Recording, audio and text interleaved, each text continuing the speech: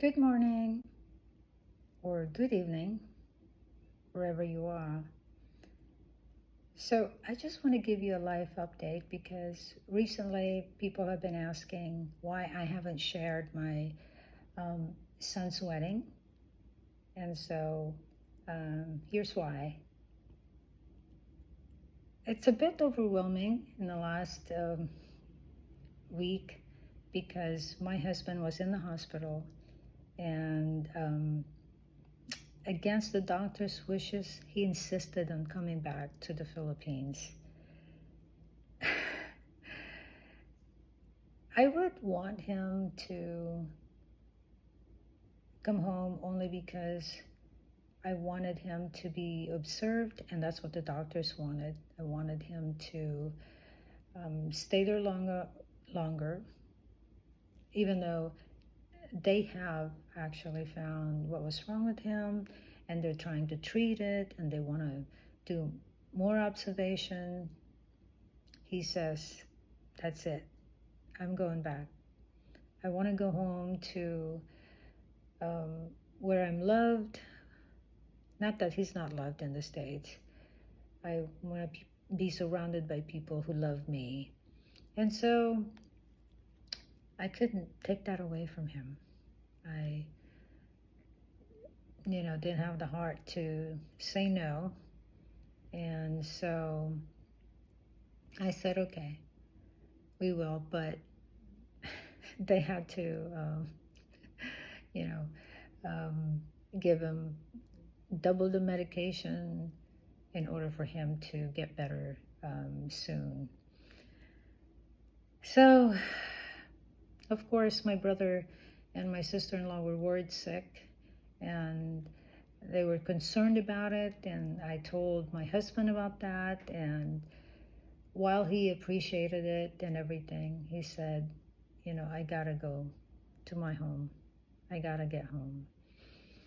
So the Philippines really is his home now, and we're here, we're here. And thankfully, by God's grace, nothing happened during the flight, and he's doing much better now. He's doing much better. And again, if you look at him right now, you wouldn't think, that he's been sick. And that the kids are even saying, "Mommy, parang hindi nagkasakit si Lolo. Parang nagpretend lang." And I'll translate that in English so other people would understand what that was. The kids joke that he doesn't look sick, that he might have been just pretending to be ill all along. So, and of course he wasn't, because, they saw it and they fixed it, or they're trying to fix it anyway. Anyhow, looking back, I'm incredibly grateful, for all of that happened, because it's while we were in the States, it happened, and I can't imagine. I just can't, even begin to think about, how different things could have been if it had happened in the Philippines. We all know that medical resources here, especially in the province, and diagnostics can be limited. So it's yet another reminder of, how blessed we've been, and how God's hand had been guiding us through every step of the journey. But I wasn't going to say this, but I've heard some hurtful, things about something said by some people, especially from some that we've helped once again in the past. So it seems there are those who think that I took my husband back to the US because he was dying and I was worried about losing government benefits. They said that if he passed away in the Philippines, that I wouldn't get anything. So I had to take him back to the States in order for me to receive anything in the event that he dies. You know, imagine saying such a mean thing, about someone who has been, always kind and generous to others. For people we've actually extended help for in the past, it's disappointing. It's really disappointing.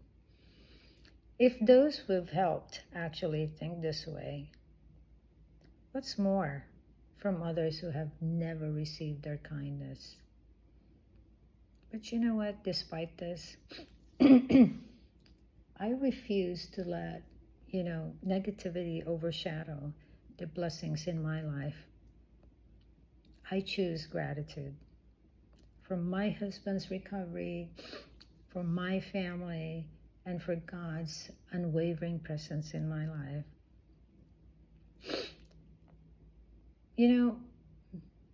There's always a lesson in everything that happens, Here's what I think the lesson is. People will have something to say, especially when they don't understand your struggles. But don't let their words define you. Focus on what truly matters. Love, faith, and the blessings you've been given. Instead, invest in the people and things that bring you joy and peace. Because in the end, that's what truly counts. So, I'm grateful. I've been so blessed, and so we're happy. My husband and I are okay. He's doing well. Like I said, when you see him, he doesn't look like he's sick or he's been sick, so thank God for that. And that's it. And soon I'm going to post about my son's wedding and how great it was, and what a blessing indeed to have attended 2 of my kids' weddings, and they're all married now.